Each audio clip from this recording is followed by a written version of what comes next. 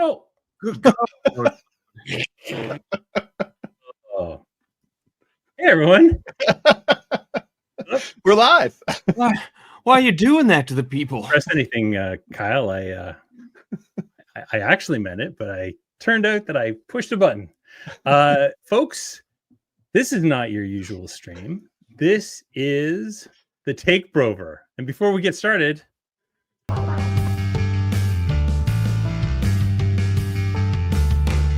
coming to you from top secret field offices worldwide, these brave men and women fight a battle for truth, justice, and good, clean data.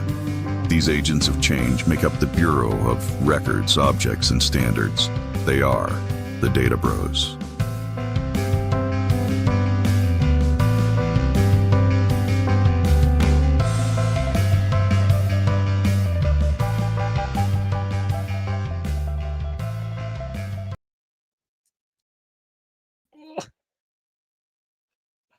I am so bad at this. How am I so bad? Welcome to Comic Industry Insiders Live. This is the Take B.R.O.ver edition where we are taking over Comic Industry Insiders Live. This is the Data B.R.O.s. It's me. It is in alphabetical order. Django. Hello. I'm Django. It's a Take B.R.O.ver, so we're the monsters at the end of this book. Yes, Fellas, and the beginning and the middle. It's a Grover joke. I'm not touching another button today. I'm done. I've done all the buttons I'm going to touch. Sweet. This is going to go great. Yeah. So welcome to the Take B.R.O.ver. So we are the Data B.R.O.s. We have a 30-minute podcast that airs every week, has never missed an episode, has always come out right on time. And it's always a tight 30. Tight 30 minutes of, what would you say the Data B.R.O.s is, Jeff?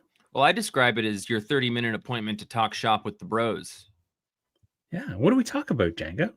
We talk about data and comic book industry information and comic book running a comic store.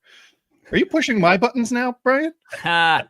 So that's exactly it. Our last episode that we did was about Toy Boat, where you guys got to go on a boat and enjoy toys. Mm-hmm. It's true. And that was fun. And our next episode is I shopped my pants because I accidentally bought a comic store, and we talked about that. Yep. And so today we're going to do a little kind of hybrid of those things, and we are going to talk about our own stores. We're going to talk about the Comics Place in Bellingham, Washington. I'd love to hear, because I heard on your podcast this week you were talking about how the fracas with Canada is affecting in general. I know you guys you're like 30 minutes from the border, right? 30 minutes. Yeah, we're real close to the border, and it's different now. Yeah. And so when I was there, it's like half an hour to Vancouver, and then another half hour to BC, I should say, another half hour into the city. So an hour away from a major metropolitan city. You're also 2 hours away from Seattle. Great spot. Folks, if you are here to the at the Take B.R.O.ver, make sure that you pop a little comment like Kyle did. Can't take you anywhere. So true.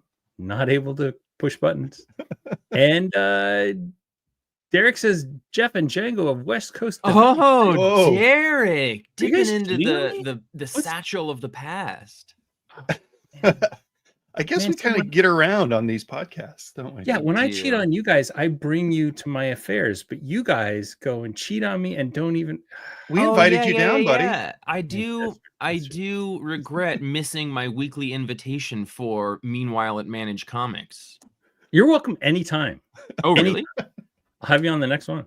I can get in there. I'm pretty sure I had Django on Meanwhile at Managed Comics. Yeah. No, you're welcome to anytime. So in addition to the Data B.R.O.s, we also run our own points of sale systems, although mine's not a point of sale. These boys run Comic Shop Assistant. And Whoop, Jeff's a whoop. Django enthusiast. And I run Managed Comics, which is a plugin for Shopify. So not a full-fledged. So we don't really compete with each other. And we actually recommend people check out both systems. So yeah, we're not really competitors. Your whole package is a point of sale, though, because it comes with the Shopify and the all of that. Don't It's sell the yourself Steve, short. it's the buddy. Steve Lieber of comic book managing subscriptions. The It's whole package. I love it. I love it. Yep. So today we are going to talk to you guys a little bit about Free Comic Book Day that just passed. And we're going to talk a little bit about kind of store performances and how our stores are doing overall in the first quarter. I don't really have any comparison because I didn't have a first quarter last year on account of this is my first quarter. But I can tell you kind of where I am in relation to where All New Comics was, which is the company I took over from. Does that sound fun, folks? That sounds super fun. Sounds good to me. Anytime I get to look at the two of your faces and think about comics, I'm in a good space. Yeah. And then the second part of the episode in our 0.52, we're going to talk about Comet and talk about Comet from a comic fan's perspective and maybe a retailer perspective. So if you have any questions about Comet and the data standard that we've been building for the comics industry, make sure you get those questions in.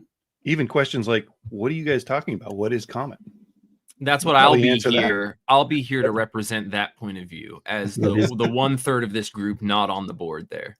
What is data? What is data? Let's talk about how our shops are doing. How are you guys doing up there at Comics Place in Bellingham, Washington? Well, I think things are going pretty well. Django could probably jump in to look at some actual like dollar amounts and percentages as they compare to previous points in time. But as I'm sure every listener here knows, we did recently move store locations. So we have 2 stores right now. We got a retro toy store and then our Comics Place HQ, which has, all of our main inventory. So our equation is a little bit different than it has been in the past. And looking at this multi-store version of it, compared to a year ago, makes it a little bit difficult, but we are kind of experiencing all the things that you would expect with expanding, hiring new folks, continuing to hire new folks.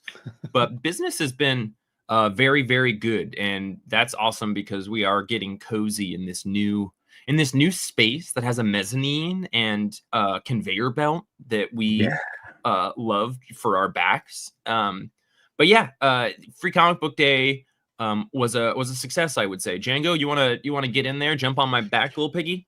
Yeah, I would say that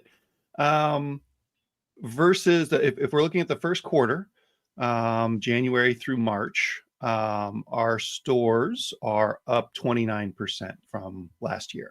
Wow. The toy store is way slow. It's a boost, but it's not that much of a boost. It's less than a 10% swing in our total sales. So I would say if we had that stuff inside of our main store, we would probably be seeing even better numbers. An interesting thing that I noticed when I was pulling up these numbers, even though we're up 29% January through March, if you go through April, it drops to 24%. Okay. So I don't know what that means. I don't know if that's a larger economic thing. I don't know if that's our town. Like you said, we're right near the border. So I think we are definitely seeing fewer Canadian license plates in the Trader Joe's parking lot. Yeah, elbows up. I mean, elbows up. Thanks. I'm sure everyone in this chat is in the Bellingham subreddit as well. So you've seen the conversations around reduced Canadian commerce coming through, which is a total bummer. But yeah, I mean, like Jen was just saying, we've got the main store and the video game store, or sorry, the vintage toy store. I don't know why I just said video games. We don't sell video. We have 2 video games. I just want to throw out a plug for our wonderful conversation with Shannon Merritt that we had, who one of the things I took away from that was his ability to kind of see opportunities that are presented that can be growth or learning experiences. So us doing this toy store has been a fun kind of low stakes experiment for us. Since we had found another location we were very excited to move into, we'd still had some time left on our current lease. So we decided to play it by ear and see if we could learn how to start doing vintage toys as a toy store, and then decide how long we want to stay open from there. So it's been, like I said, a real low stakes learning experience. And Django, like Shannon, is very good at sort of seeing opportunities for growth or potential expansion like that. So it's been a very interesting last year or so. I think Way that's worse at the- figuring out if they're traps Right. versus opportunities. No, no, But, no, no. you You know, walk into a lot of traps. But you Terminal got those optimist here. strong metal shins, adamantium shins to prevent the bear traps from doing damage. I think you guys have mentioned on social media like the results of that experiment and what the future is going to hold for it. Have you not, or am I spoiling anything if I say anything? You are not spoiling Think anything. twice. We're winding it down and moving Okay. all of the toys into the main store. So we're expanding the offerings of the main store and kind of consolidating everything over there. Part of it is that sales are kind of low over there and it's barely making payroll. But even more than that, I think it's going to be more fun to have the whole band back together. Right. And other than just having this giant space that we're paying rent for through the end of August, there's not, because we can fit it all in the main store. Why stay at the old one? So you can fit all the stuff that's in the top floor in that main store now? Honest. Sure. It's probably fine, 100%. Brian. Yeah. What's that look for? Got a couple Those collections I'm looking into buying as well. Some large collections. I'm going to warn you right now, I am not coming down to move that stuff out of that. It's Oh, all the right. toys are so light, dude. We'll I packed consider them all that- up last night. We'll It's all consider the that a back issues byproduct of that are the up there. of the Are the back political issues world. still up in the second floor? Well, Much fewer, yeah, much fewer. fewer, but yeah, we have 80,000 comics to move a quarter block down the street, which is. But we got hand trucks, so that's just like 7 trips. We got a conveyor belt in the basement. It's fine. I don't know if you've heard about the conveyor belt, but it's No, good. I've seen the conveyor belt. Have you ridden the conveyor belt? The conveyor belt. Of Uh course. huh. That's why it's not working The correctly. first thing you do. Oh, that was a weight. Oh, that's unfair. That was Just No, no, no, gummed, no, no, gummed no. up with your thigh No, no, skin. no. It that big. actually has been malfunctioning lately, but it's not at all related to you, as the shade I just thrown may have indicated. Good times, good times. So So you bought a comic store. accidentally. So in 2005 I started All New Comics with my partner Peter. He operated it for the next 20 years. I left at some point because I'd moved to London, which is 2 hours away from Toronto, and he was doing all the work, so it just made more sense for him to take it over. In November he decided he was going to retire, and I said, what you gonna do with the store? And he was like, well, I'm just done. And we had, at our peak, we had about 350 subs. I think he had about 120 when I took over in January. So I've been slowly I'm at 130, I think right now. Slowly but surely just kind of getting my feet under me and everything. So I started in January.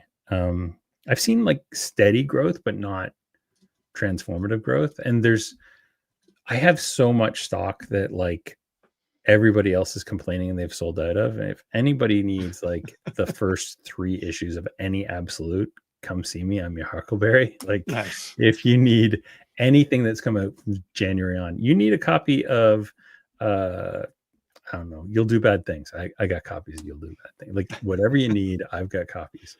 I have learned the lessons of like ordering. I haven't learned them because I keep screwing them up, but Let's hedge your bets and say you've learned some of the lessons of ordering. I'm learning the lessons. Of There you go. Yeah. Is what you're working on like that reduction of things that would be left over on the stand? Is that like one of the big ones? Is because I spent a couple years over probably estimating how many I should order of a thing, and I say a couple years, and it's 10 so far because that's how long I've been doing it. But yeah, it's like I love that never-ending battle that you're with yourself.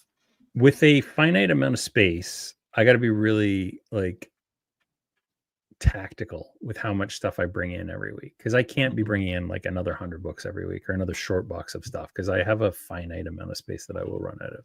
And definitely don't look at those boxes of extra comics because they will keep you up at night.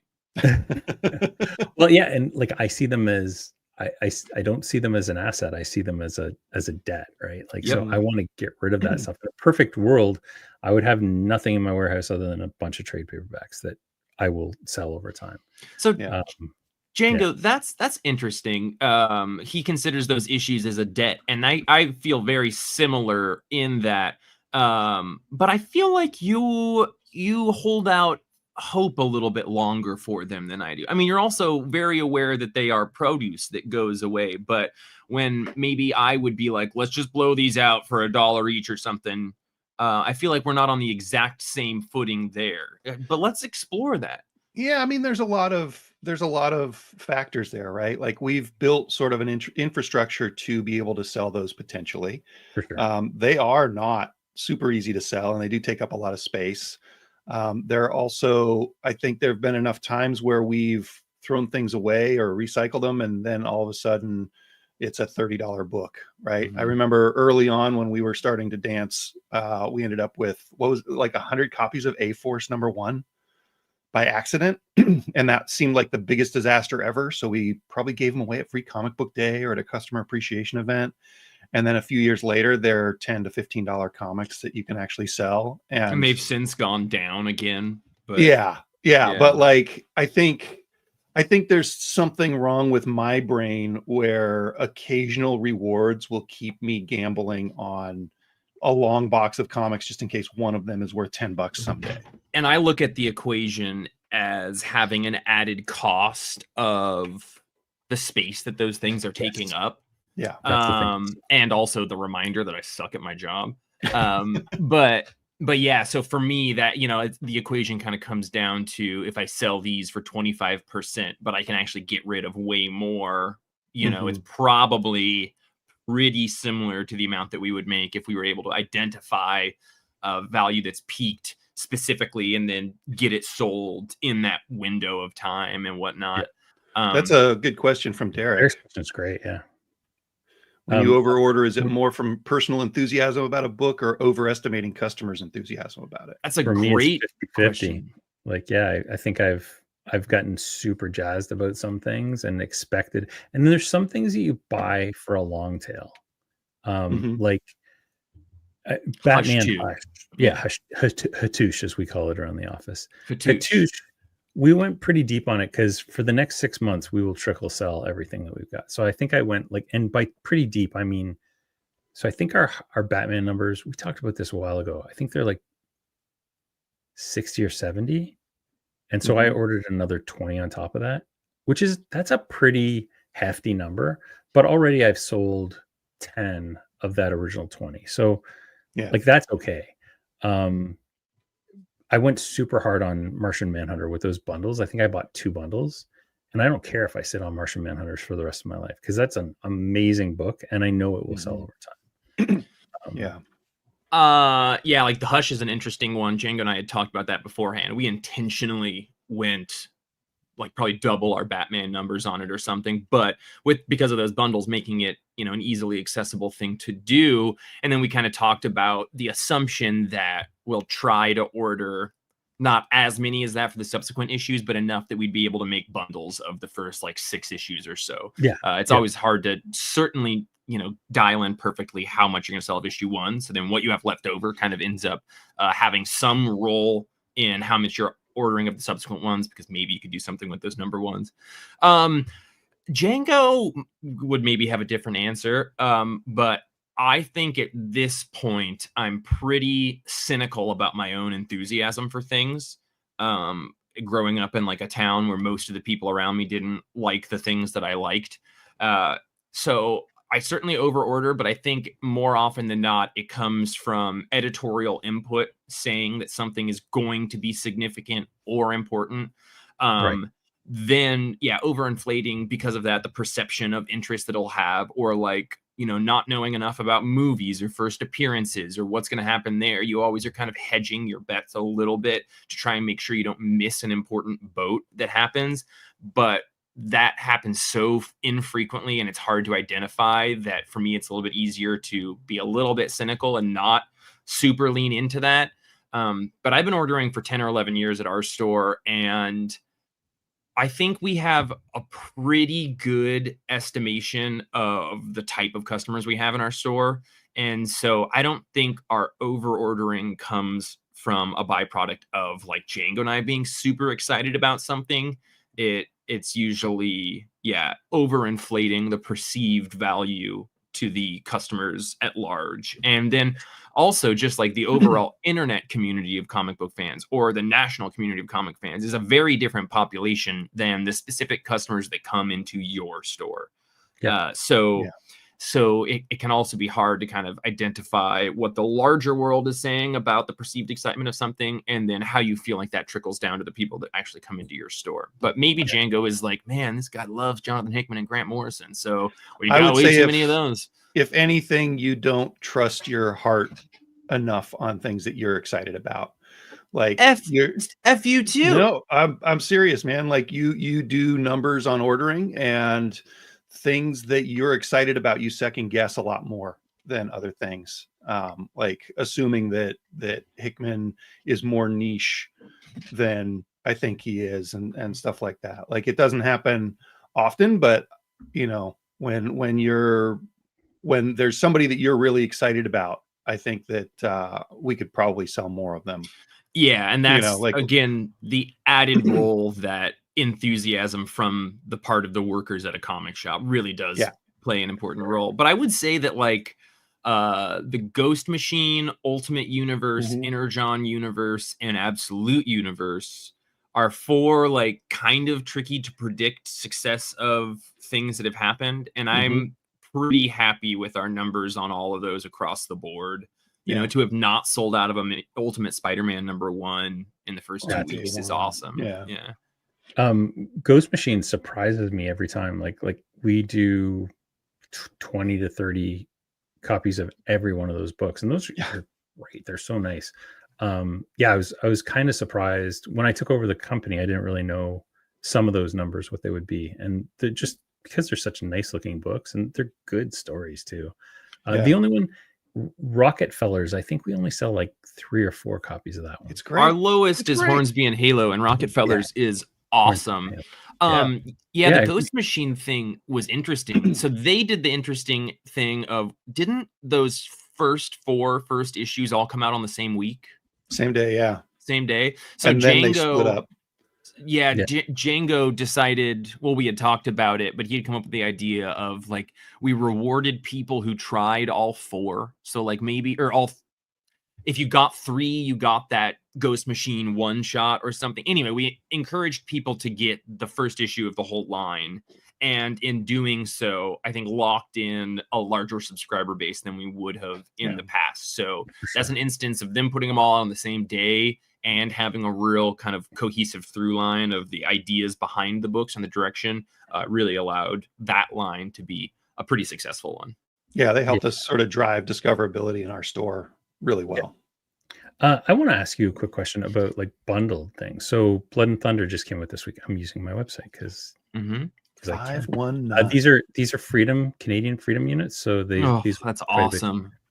Because we got them in the 10 packs, which were, I think they were like 10 for $5 or something like that. I offered them, like, basically I figured out what my cost per issue was, and then I cut it and offered them super cheap. And I've sold an additional 10, and from that subs, right? Like that's really what I want. I want to sell subs. Yeah. So every one of our pages has a link into the subscription. So I've had really good success with this. We've done a couple of things like this. We did this with some of the Absolute books. I know I did it with Absolute Flash, Absolute Green Lantern, and Absolute. I don't know if I did it with Absolute Martian Manhunter. With Absolute Martian Manhunter, I like. You just wouldn't shut up about it, and it worked. I like did videos, and I was like, honestly, this is my favorite comic that I've read in a long, long time. And we sold a bunch of those that way. Do you guys do anything like that where you're like, here's a promo for this to try and get people interested in it? We have in the past, when Vault gave away Unnatural Order. Yep. I think that was the first one that they did. We sold people the first one and gave them the second one. That's right. In order to get them invested in the first issue. And that worked pretty well for that series. It had sort of diminishing returns on the other ones that they put out. But I think those other ones were different books. Like they weren't quite as grabby in that first issue or that first 2 issues. We did another one recently, didn't we, Jeff? We had Yeah, so Oh, the Will's- Matthew Rosenberg, we're taking everyone down with us. We That's had a local realtor who we're good friends with who wanted to use his advertising budget to buy everyone that comes into our store a copy of that first issue.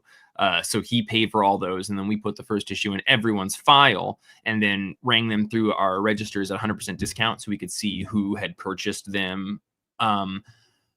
It's always interesting as a comic shop to be trying to innovate and maximize the number of subscribers to a book. So obviously the thought of that one is let's get the first issue in everyone's hand, and then we'll probably have more sales and interest in issue number 2 because so many people would have read number 1.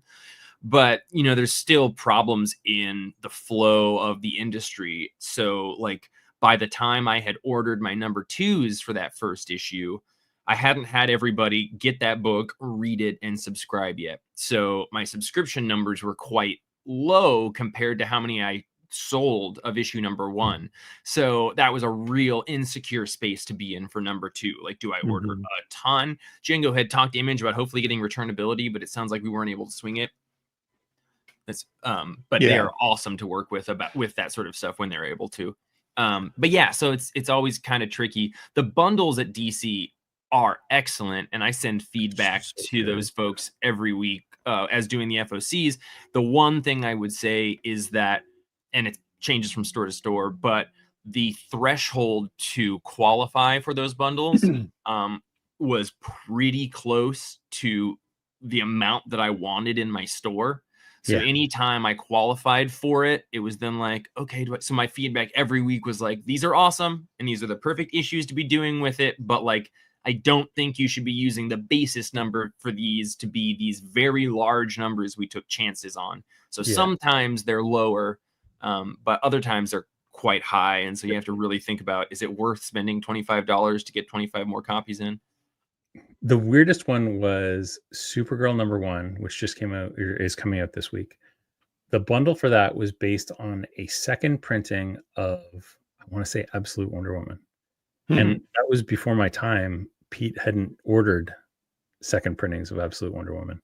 So I didn't qualify for the bundles because I would have bought them. Because you'd ordered 0. So my lesson, and so if you order 0, then you're not. So my lesson for that is like, I will order 1 of every second printing from now on to make sure that never happens again. They gotcha. I would have totally taken 25 extra Supergirls for $25. Like that's such a great deal. Yeah. Yeah.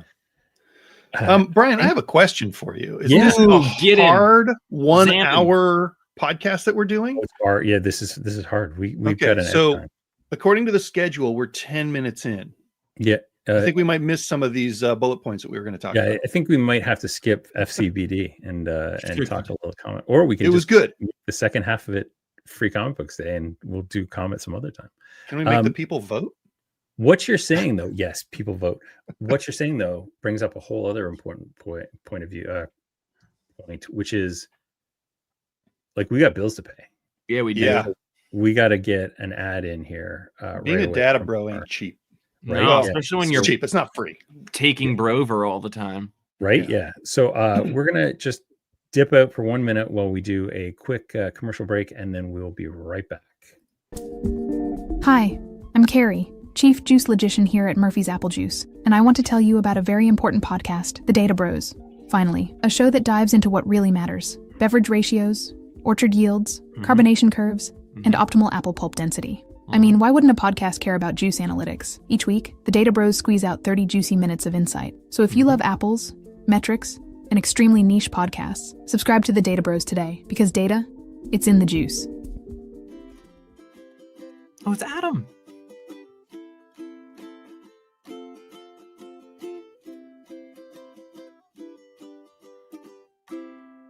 Murphy's Apple Juice. It's not the taste, it's the shape, but it's also the taste, which is pretty darn good. Fellas, I biffed that again. No No, way. you That was didn't. great. That was perfect. I did Adam not. got the uke out. Yeah, it was. Where did Jeff go? I Ethereal. don't think you biffed it, but yeah, he's ethereal. He's the There's Jeff. the intangible Figley. Yeah. So for those of you who don't know, go check out our website, Data B.R.O.S Inc., where we do a weekly podcast about data. Carrie, like I don't know what she was thinking. We don't really talk about juice analytics. No, but I would, whatever. I would say a soft suggestion that verged on passive aggressive. Murphy's is our title sponsor on the Data Bros, and sometimes we're not quite sure if they know what we do. Honestly. I'm impressed that I got that sponsor considering the tumultuous relationship the Perfectly Acceptable podcast had with them years ago. Yeah, no, it's shocking. And I apologize for the audio levels. I re-edited that. It looked like it was using AI art. Listen, Murphy's does what Murphy's does. It's true. Murphy's, they're their own. They're weirdos. Yeah. They've got their own Take B.R.O.ver going on. I would say everybody should check out murphysapplejuice.com and give them any feedback you've got about their ads or their confusion about what the Data Bros actually are. Because I'm not ready to talk about apple juice statistics, you guys. No, I'm always ready to talk about it, but more than that, I'm interested in talking about the bottle shapes. And there's a wonderful gallery of potential bottle shapes that you could purchase and bring into your own home at murphysapplejuice.com. Yeah. So that's lovely. It's like that's value add is what you're adding there, Jeff. They're sponsors. Yeah, no, it's true. It's true. Do you guys want to talk? This is up to you. And please chime in on the comments. Do you guys want to talk Comet, or do you want to talk Free Comic Book Day and events? I can go either way. I would vote for Free Comic Book Day and events. Me too. Let's talk about events. Yeah. So this is an interesting one to me because, so my store right now is online only. I've been looking for a location. I really want it to be in the West End of London because there's a lot of stuff in the East End, London, Ontario, not London, England. And just looking at locations, there's nothing that's really grabbing me. I want it to be on a major route. I'd like it to have some synergistic businesses nearby. But everything that I'm finding is ridiculously expensive. Gotta focus on the synergism. There's a great building that's $1,500 a month that I wouldn't mind taking the first floor of, but I'm pretty sure it's rat infested. So probably don't bring comics into that environment. So yeah, it's something that's on my mind, but it's not super top of mind because managed comics is still my day job. But that's brought me the idea of pop-up events, and our good friends at Dreamers and Make Believers, when they first got started, they were doing weekly pop-ups at a brewery, which I think would be so cool. We got a couple here that I could do. We've got a movie theater that does rep stuff that I would love to get in there and start talking to them about doing a pop-up event when they do comic related stuff. Mm-hmm. Let's talk Free Comic Book Day first, and then let's kind of segue that into events overall, because you guys have such a cool community where there's things like your wine walk, which I was there for, and I know you just had another one. Yeah, where you bring in people that have never been in your store before, 50-year-old women who rich old white ladies. It's awesome, yeah, right?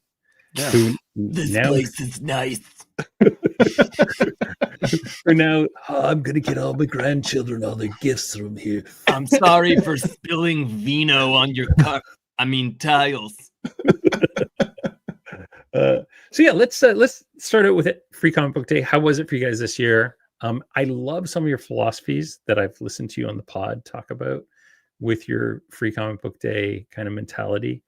Let's talk about that. Yeah. Well, so Free Comic Book Day was up from last year. Just from a numbers standpoint, we were up maybe 20%, less than we were up the first quarter, which I think is interesting. We seem to have historically hit a level for Free Comic Book Day and have a hard time really blasting through that ceiling. So that's been an interesting thing. And then the thing that I always like to look at, in addition to the Free Comic Book Day numbers, is the week around Free Comic Book Day, because some people are waiting to come in or they just came in. So you'll see a little bit of flex in there. And our year over year is really close, within a couple $100 from 2024 to 2025. So that was also an infamous fifth week, the week before Free Comic Book Day, if I remember. It was the week that the annuals came out. Yeah. And so we're a hybrid shop. we have a pretty strong back issue selection. New comics are definitely, like our number 2 category, but they're still like 8% of our or 16% of our sales are new comics. So the 5th week doesn't have as much of an impact on our week's sales Sure. as it would if we were really focused on new comics. So what's your number 1? Is it graphic novels? Yeah. Books are 38.72% this year for that week. I wish we had some pictures of your shop, because that kind of reflects like the footprint of graphic novels. You guys have an amazing graphic novel selection, and like I love the way it's organized, and I'm sure it's even better than when we were scrambling to throw things on shelves. Brian came to move us into our new store and help us set it all up, and it was one of the sweetest things anyone's ever done, and it was also a great opportunity to get Brian in our store. Yeah, free comic book day, like Jane was mentioning, we've kind of, found a ceiling-ish. There was like our first 6 or 7 years of running the shop together, every year we were doing what Django alluded to and sort of pulling a Kool-Aid man and busting through that wall with new sales. But we've done a lot of outreach and kind of found the community that's coming in. But more than that, I'm also kind of a couple different minds. I think both of us are about how to do free comic book day, because there's a part of me that just wants to have an endless number of activities for people to do in the store. Like I want it to be not necessarily a huge money-making thing, but I want, coloring pages and photo booths and toys to go through and games to play and puzzles to put together, as well as free all that sort of stuff. Everything that people could spend time doing, I want to add more and more of those to the event. That said, Free Comic Book Day is one of the only comic-based events that are huge, sale opportunities that have a product line and sales structure built into them. So I can't say like, ooh, all these free comics are actually 25 cents.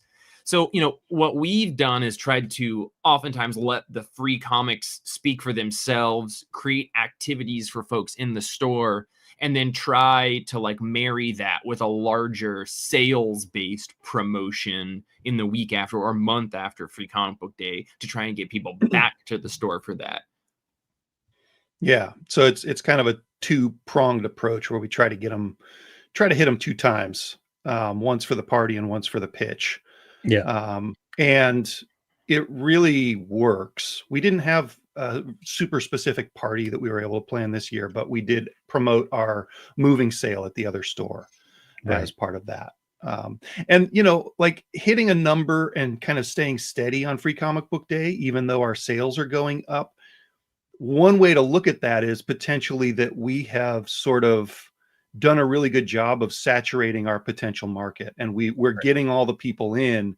And so that Free Comic Book Day, where if we weren't getting all the potential customers in, we would be seeing growth every year as we find new people.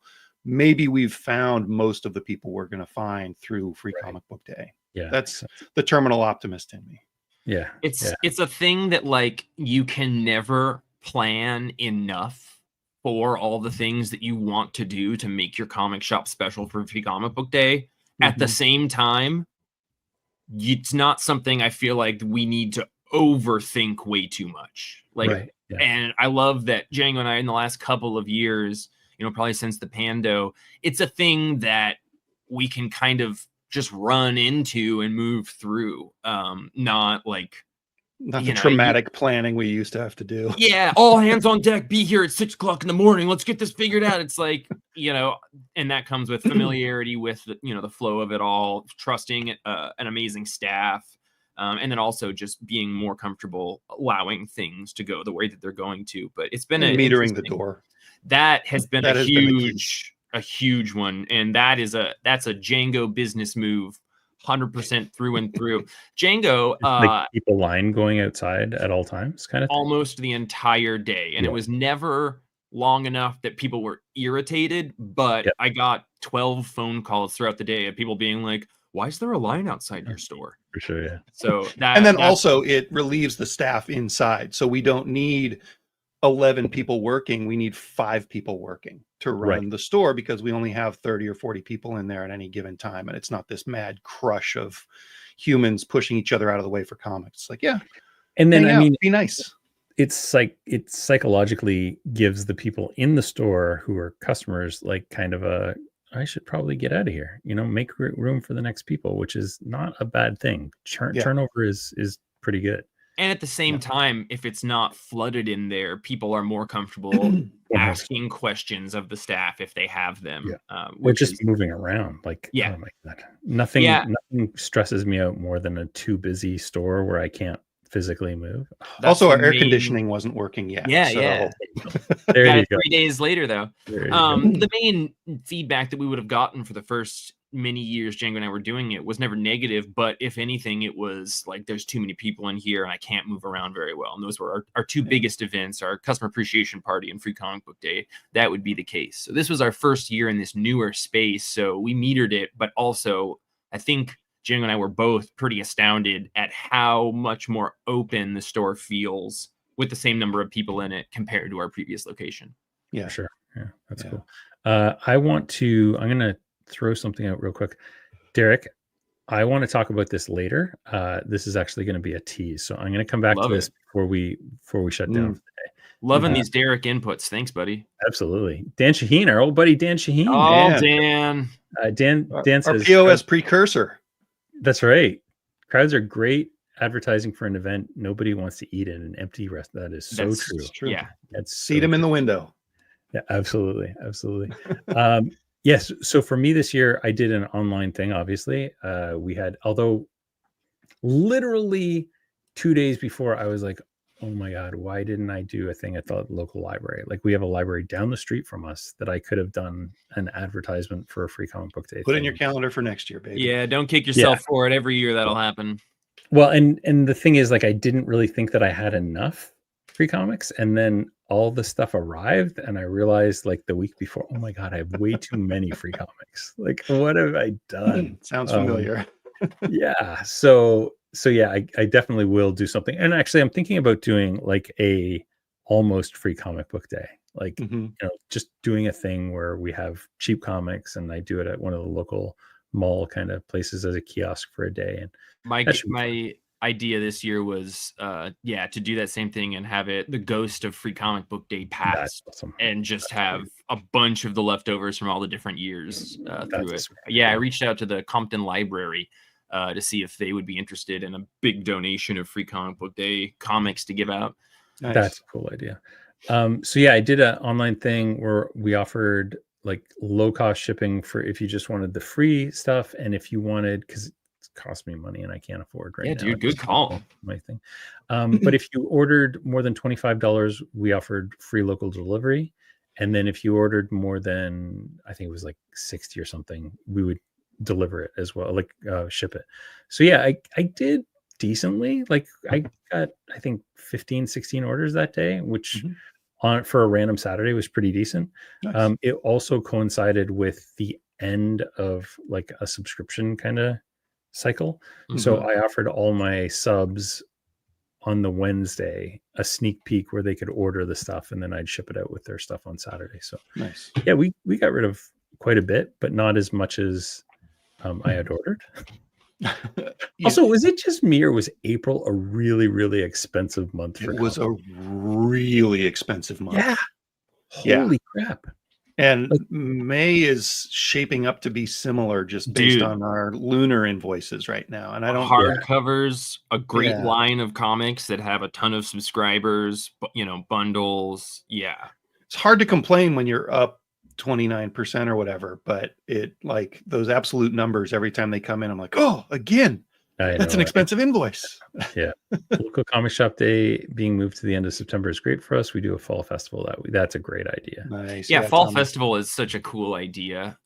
We did a Halloween dance one year at our store for because we're a big college town, and yeah, some sort of autumnal event is excellent, and local comic store day being able to dovetail into that is really great. Yeah. For sure, yeah. Dan says, love what you guys are doing POS wise. Not a POS. I was going to jump back into that, but running a comic shop got way more complicated post DCD. Yeah. Oh man. Yeah, I man. thought it was crazy then. It's gotten crazier. That was kind of the inspiration of us. Well, we were kind of forced to build it Yeah. in order to keep our store going.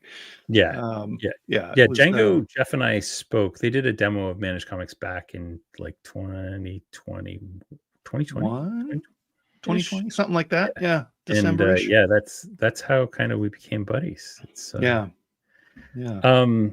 Once I was not running a store, development became impossible. You guys are doing it right. Yeah. I will tell you, as somebody who didn't run a store before and who is now running a store, Managed Comics became way better once I started running a store. Man, Yeah. The changes that happened quickly, because I was just like, oh, this is dumb. This can't Too many clicks. Too many clicks. Oh my It's God, also too many just clicks. like, for us, we've got a pretty large staff at our store. It's like 10 folks. So when we implement something before we would push it out to other stores, it gets beaten up by a lot of different brains that think about things differently. So the demands that we're able to identify and the problem solving with how we're implementing things is that's been a huge help for us. Again, the need to have built a point of sale system for our store out of self-preservation. That was how it all started. And for us, I'm very pleased that that's how it was motivated. Yeah. 100%. I almost named my consulting company Too Many Clicks. That's good. That's brilliant. The big one for me was like, I think it was the third poll we did, when the end of the thing would come out and I've got 5 extra B covers. And I'm like, okay, guys, why do we have 5 extra B covers? And then it would be because they just didn't see the B covers. So we bolded B covers. Like, it's just the simplest thing in the world, right? But this system existed for 3 years without bolded B covers until I saw that was an issue. And it's not the kind of thing that somebody would complain about, but it's the kind of thing that if you have the ability to fix it, you're just like, and so we don't miss B covers now because of that. Well, all the assets of the levers and buttons you can play with, and this frustration point, and you can tweak it. Jeff, that was an early thing that Jeff suggested when we were building our pull sheets, was bold for B covers and also for anybody that gets more than one, because in our store we have mostly 1 at a time subscribers. And it's really easy to just assume that everybody's getting 1 and to miss something. And assume it's the A cover. We call it poll blindness. Yeah. No. Yeah. 100%. Yeah. Have you changed the number of entries on your pull sheets to help Jeff's carpal tunnel? No, I've not. No. So we have less comics on the sheet, bigger font, less comics to lift in each round at the table. Yeah, we fixed our pull sheets to have a maximum number of books on it that wouldn't put you in that position where you're holding way too much, because this nerve bone right here, I'm preaching to the choir, you all know, but when you spend 2 hours every week holding that, it's bad for you. The next little thing that we're going to do that I'm going to add is the ability to go back in time and grab pulls by a company, like by a distributor. So right now, like, it's by date. So if I check in Lunar today and Diamond tomorrow and Penguin Random House the next day, it's fine. But Brian Garside, check all the invoices in most of the time, and then I let the kids do the pulls.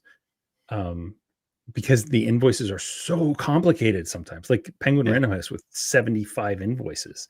So we need to have the ability for them to grab, okay, we have a finite amount of space, so we can't put 757 comics out. We have to put all the Lunars and 2 boxes at a time. Yeah. It's been so fun watching Brian have taken over this store and be running this store for a ton of reasons. But it just makes those other kind of things click into place. Also, as our primary competitor, couldn't be more excited about him being busy. That's great.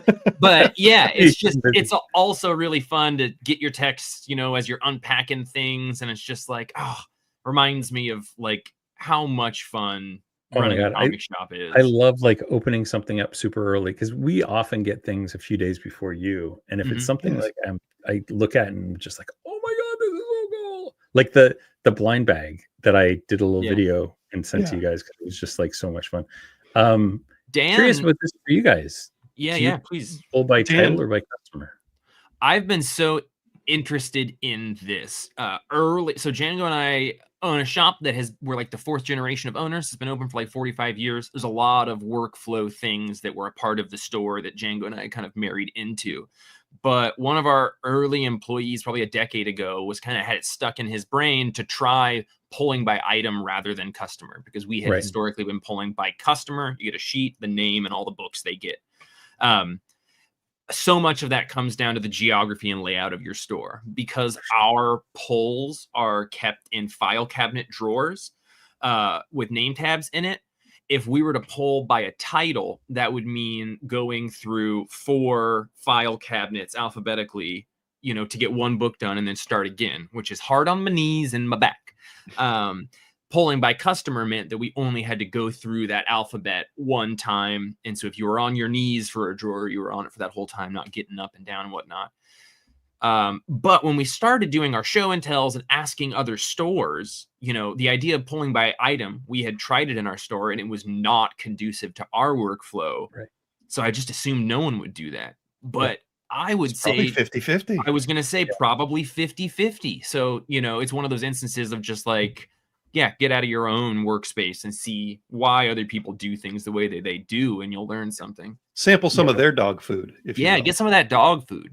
Yeah, exactly. Yeah, we offer both, but we do it by person, and then we check at the end of it where we go back and like if we have, so we know that on check-in, let's say Batman, that I've got 120 of them, and there should be 22 left over. So at the end of the check-in, we count how many Batmans we have left over. We have 21. So on Batman, we have to go through 91 things. Usually what I say is, okay, first of all, let's go to everybody that has 2.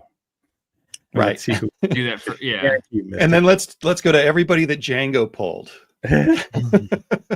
I will say that pulling by customer rather than title, for me specifically, like forces my brain to be spending time with a person's pull list and a person's pull list, which makes it way easier to like store that information in my brain of like, I'm way more familiar with what Brian Garside's pulls are if I'm pulling his whole stack of books rather than seeing his name come up 14 times on different titles. It's harder to we're going to get the cheesecake covers for Brian. Oh, just for example, just Scott Campbell, Adam Hughes, Boundless when available. Any Boundless book is part of Brian's subscription list. Yeah, got it. Illegal in Canada. That's why it was surprising, and that's why you explained that we're ordering them for you. Yeah, valid point. Arrest those guys. I love the mnemonics you come up with for customers, like, and it's so hard to not refer to them as that. But like even back when I was in the shop, we had nicknames for all but my favorite, like of the customers we have now, there's I think his name's Rick McDonald. But every time one of the kids says it, Rick McDonald, I said, oh, he has a farm. And it took them the longest time to figure out that I didn't know he lived on a farm. It was And then the other one is Rick McFall. I always say Legends of the Rick McFall. Yeah. Legends. Dozens of just bored out of your mind little nicknames. Yeah. One of our employees, Roman, who hired Jeff, who hired me. Roman, every time you say man, he says thing. I love it. So you have to, like, you can't use man as a spacer word around that guy, because he will just totally derail the conversation for you. And that's one of 100 that he does. And when he was doing the polling, it was just a long list of those connections that his brain had made. I had a boss where if you were talking about a task and you left a space, he would say to do it. And so you'd be like, so yeah, I gotta go grab the groceries and to do it. Yeah. Yeah, I get it. Dan always pull by title, then per customer using sorting. We do the opposite. I pull by customer and then spot check. 1 million ways to run a comic store. Conan the O'Brien. And it's an excellent reference as well, because who doesn't love Conan? So good. Yeah. Yes. So one of the great things all comic store people have in common that we don't talk about enough. Too true. As we wrap up, we do have one more ad to play. So I better Alright. get that done. This has been Sponsorship. really fun. We'll be Yeah. right back. I like after- taking B.R.O.ver, you guys. Oh, pretty good, yeah, yeah. yeah, yeah. Yeah. Be right back after we pay some bills. Hi, I'm Carrie from Murphy's Apple Juice, the only apple juice that understands it's not just about the taste, it's also about the shape. Our bottles? They're ergonomically ambiguous. Our flavor? Statistically apple. And our founder? Allegedly exploded a musket full of cider during the Civil War. True story. Probably. Murphy's isn't here to be normal. We're here to hydrate you with history, hubris, and just a little hint of heavy metal poisoning. The fun kind. So don't just drink juice. Experience Murphy's Apple Juice. Because chewing is for amateurs, and like our song says. Put it in your mouth and you drink it. Drop an ice cube in there and flick it. It's Murphy's apple juice. And you want some juice and you want it in your mouth. To get an apple and suck that juice right out. Or go to your local grocery store. Ask for Murphy's and ask for more. You put it in your mouth and you drink it. Put a little bow in there, won't sink it. It's Murphy's apple juice. Murphy's Apple Juice. It's the shape, not the taste, but it's also the taste, which is pretty dang good. Did I just see an AI version No. of Philip Sablick? No. So it is worth mentioning that while they do use a light filter on their photographs to make everything look warm, all of those photos were taken from the Murphy Family Day that they have out at the orchard. Where The one kid has 6 fingers. I've seen. Yep, that yep, kid, yeah. yep. Wow, Brian, don't shine a light on it. It's a beautiful farm where it seems like that golden light hour lasts forever. Always. Yeah, amazing. but that was a very, very fun day that Django and I had helped set up and then had to leave the day before it actually took place. So all those photographs are wonderful. We would have been in more of them had we gotten to stick around. Yeah. I don't think it's AI, but we are definitely not in charge of them, and we I'll have to talk to Carrie. No, It's it's a weird company. It's Murphy's Family Orchard Day. yeah. Yeah. A little Yeah. Leroy 6 finger, as they call him. Guys, Don't shine a light on it, Brian. don't shine a light on his fingers. Sorry. I'm so sorry. All right. As we wind down for the Take B.R.O.ver, anything else we want to talk about? I am going to pull up that comment about bundles because I've got a little. We did insight. we did the podcast this week, Yep. Comic Industry Insiders. We interviewed Yes. Shannon Merritt, who Jeff alluded to a little bit earlier. Had a great conversation with Shannon, who runs 901 Comics, 901 Toys, 901 Games, 901 Comics East, Java Cabana, and like 4 other things in Memphis. 9 businesses. 9 businesses. Business eye. Yeah. Nicest guy probably on the entire planet. And Mhm. also just a beast when it comes to finding partners to open businesses with. And from what I've heard, a heck of a sandwich maker, which I Yes. haven't He makes experienced, but I've delicious heard, sandwiches. man makes Yeah. a mean sandwich. And one of the He eats coolest a nice sandwich. comic offices ever. Also worth mentioning, every week Django and I do a comic book podcast discussing the week's comics called Comic Space Presents, a perfectly Mhm. acceptable podcast wherein Brian Garside is a frequent contributor through the voicemails and emails, and maybe we should just get him on for a full episode again because we love him. But definitely reach out, find the Comic Space Presents Perfectly Acceptable podcast. We're coming up on episode 400. That's unbelievable, guys. We've been doing Wow. it since So before good. Django and I even liked each other. Yeah. Well, wait. Wait a I minute. thought, That was rude. oh man, that's a Aw, bummer. I just got zammed. I'm glad I I grew love on it. you, I guess. I love it. I'm I'm gonna lawyer. throw this up. So what do you guys think about the new blind packs? Example, Battle Beast, Exquisite Corpuses. Is this more of a direct consumer fad, or can this? So what's funny about this is this morning at 11:27 a.m. I texted Adam and said, "Oh my God, I have next week's topic: crazy marketing ideas, road trips, blind bags, and bundles. Oh my!" So look for that next week. maybe we'll bring you guys in. Adam said, "Oh, I can talk for many hours about this topic." Adam For those of knows you who about don't crazy know, marketing.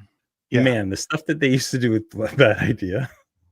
I don't know if I'm impressed or angry at them half the time. I mean, it goes back so much farther. Like, what was the comic that had a bullet hole through it?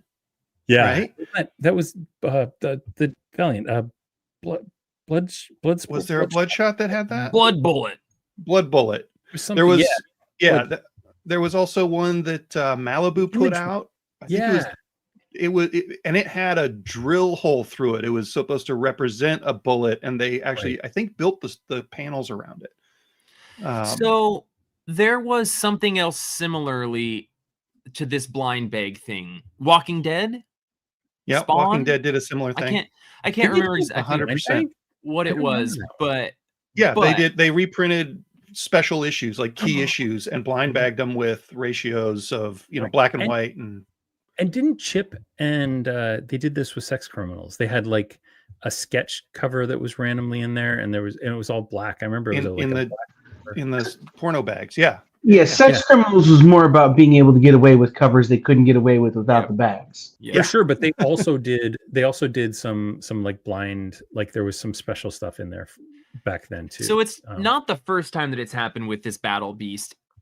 And if I remember correctly, the polybag is the same price as the other, or is it $1 more? I think it was a pretty low close. price. It may have been a little more, but yeah. I really like it. Yeah, me too. I've talked to a couple of stores who said that they just ordered all blind bags and they're going to open up a bunch to get their shelf copies. Populate the shelves. And I was like, oh man, that would have been so much fun. But I just bought like a half dozen extras for myself and then some for the store. And there's a little brouhaha about these ones because I think there's like differences. You can figure out what's what in there to some extent, which is a bummer. That's interesting because when we literally just grabbed the first two off the pile and Max said this one feels different than this one, and he was right. And the one that he thought was more valuable was actually the B cover. And I had grabbed, purely coincidental, I grabbed the Invincible 19, first appearance of the Battle Beast. Nice. So we opened those up when we got home, and it was super cool. I think what we'll do, Jeff and I haven't talked about this yet, but I hate the idea of somebody sniffing out which one to buy.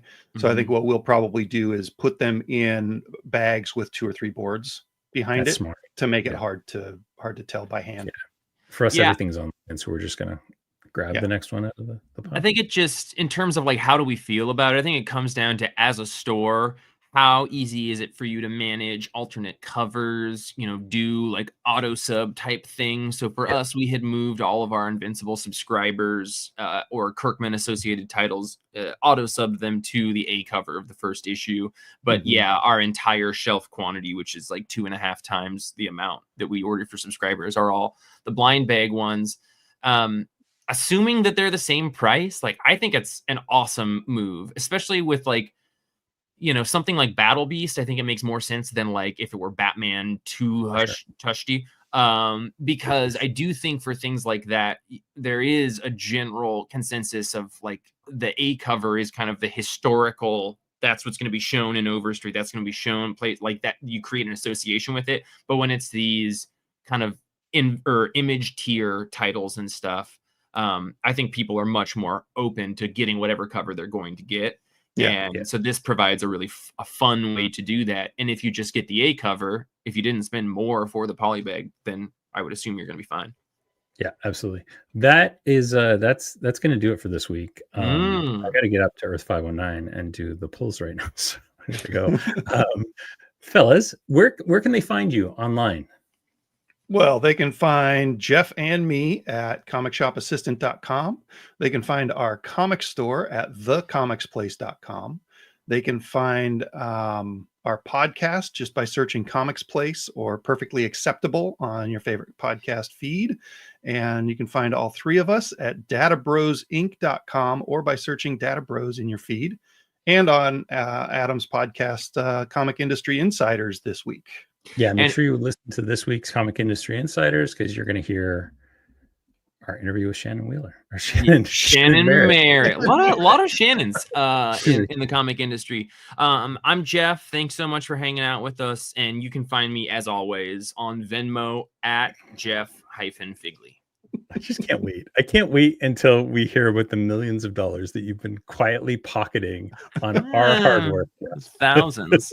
The real marketer there. I'm Brian. You can find me at Manage Comics, but more importantly, if you're Canadian, you should go check out Earth 519. Jamie Coville, I know you got a prize last time that I shipped out, so I hope you got that, and you got that through Earth 519. So yeah, go check out Earth 519 and buy some comics. Thanks so much, guys. Thanks, And we Brian. will Thanks, see- Django. Thanks, Adam. Thanks, Thanks, Adam. Kyle. We love you, Adam, and thank you, Kyle, for always being the safety net to any comic speaking event, performing event, anything. Absolutely. And as Adam always says, namaste, y'all. Namaste, y'all, indeed.